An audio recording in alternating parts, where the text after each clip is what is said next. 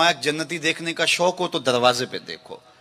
कहते हमने देखा एक बूढ़ा शख्स हाथ में जूता पकड़ा है बाएं हाथ में और ताज़ा आसार वुजू उसकी दाढ़ी पर नुमायां हैं, तो वो मस्जिद में दाखिल हुआ।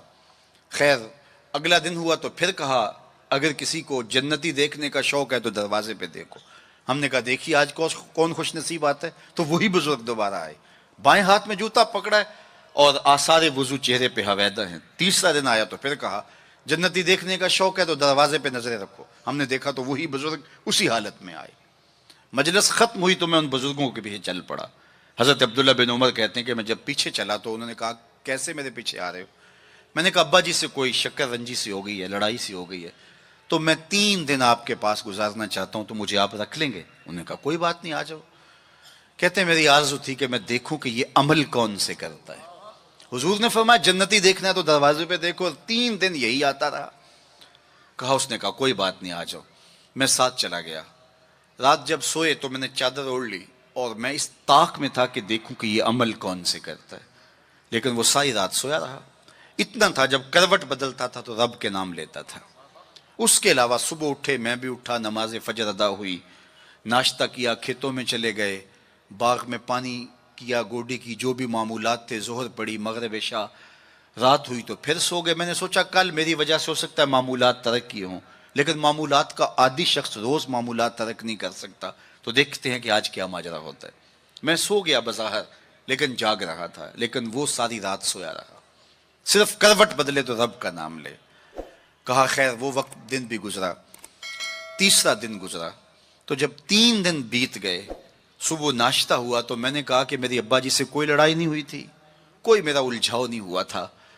मैंने हुजूर से सुना किसी ने जन्नती देखना है तो दरवाजे पे देखो। 3 दिन आप ही बाबा जी आते रहे, लेकिन मुझे तो कुछ दिखाई नहीं दिया। 3 रातें और 3 दिन मैंने आपके साथ गुजारे।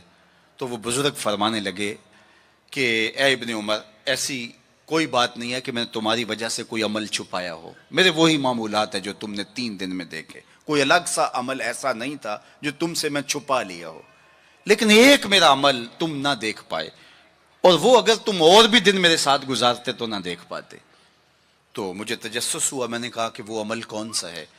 तो वो फरमाने लगे तुमने मेहनत की, 3 दिन रहे तो मैं तुम्हें बता देता हूँ। तो उस बुजुर्ग ने ऐसे सीने पे हाथ रखा, दिल वाली जगह पे, और कहा ए इब्ने उमर, ये जो सीने में रखा हुआ दिल है ना, इसमें किसी मोमिन का बुग़्ज़ नहीं है।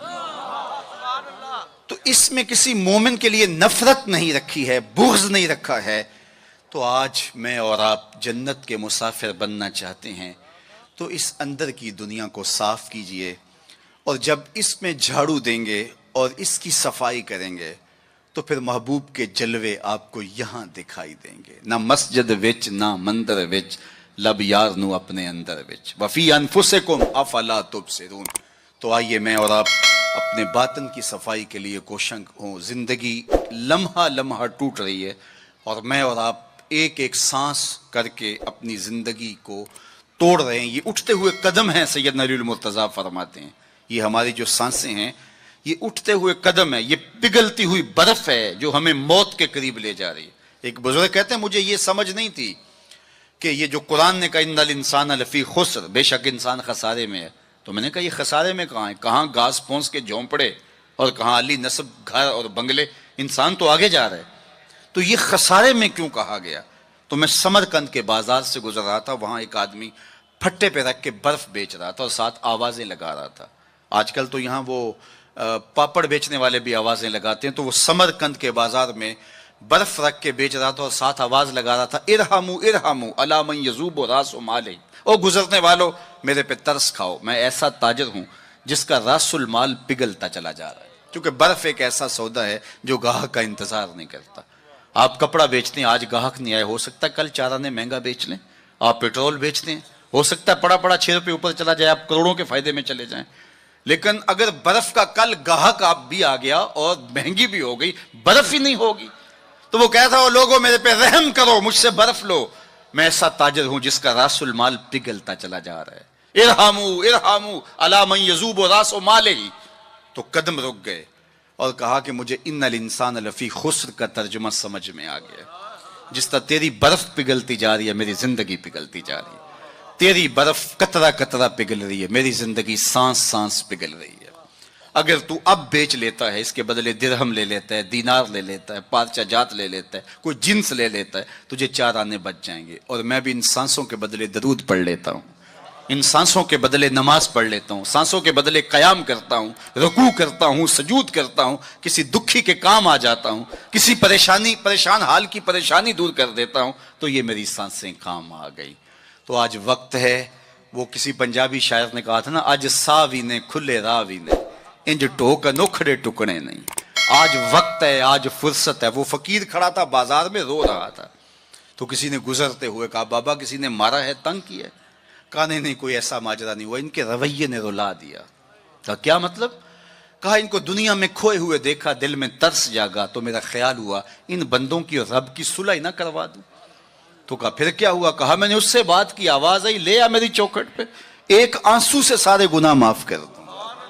میں بڑا خوش ہوا، میں ان سے بات کی، یہ الٹا میرا مذاق اڑانے لگے، جا بابا اپنا کام کر، تمہیں کیا پتا ہوتا ہے دنیا اور دنیا داری کیا ہوتی ہے۔ تو وہ تو مان رہے، یہی نہیں مان رہے، تو مجھے اس پہ رونا آ گیا۔ خیر وقت گزر گیا، اگلے دن وہی شخص قبرستان کے قریب سے گزرا، دیکھا وہ فقیر وہاں کھڑا بھی رو رہا تھا۔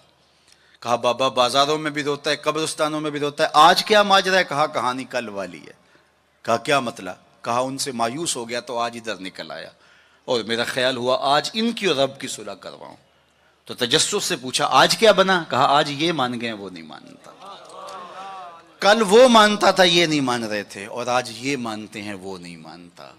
وقت پر کافی ہے قطرہ بھی آب خوش ہنگام کا، جل گیا جب کھیت برسا می تو پھر کس کام کا۔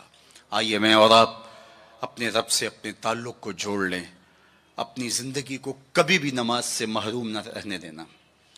سونے سے قبل 5 انگلیاں بھی گن لینا اور 5 نمازیں بھی گن لینا۔ اس شخص سے بڑا بدبخت کوئی نہیں ہے جو رب کے حضور سجدہ ریز نہیں ہوتا ہے۔ یہ بد نصیبی ہے کسی شخص کی کہ اس کی پیشانی کو سجدے کا نور نصیب نہ ہو۔ بعض لوگ کہتے ہیں میں نہیں کرتا سجدہ، میں کہتا ہوں تو کون ہے بدبخت، تجھے رب اپنی چوکھٹ پہ بلاتا ہی نہیں۔ اتنا بد نصیب ہو گیا ہے کہ تجھے دھتکار دیا گیا، حیا علی الصلاح حیا علی الفلاح، 5 وقت صدائے دل نواز سنتا ہے لیکن تیرے قدم نہیں اٹھتے، تجھے توفیق نصیب نہیں ہوتی۔ اس سے معافی مانگ اور اپنی زندگی کو سجدوں سے آباد کر۔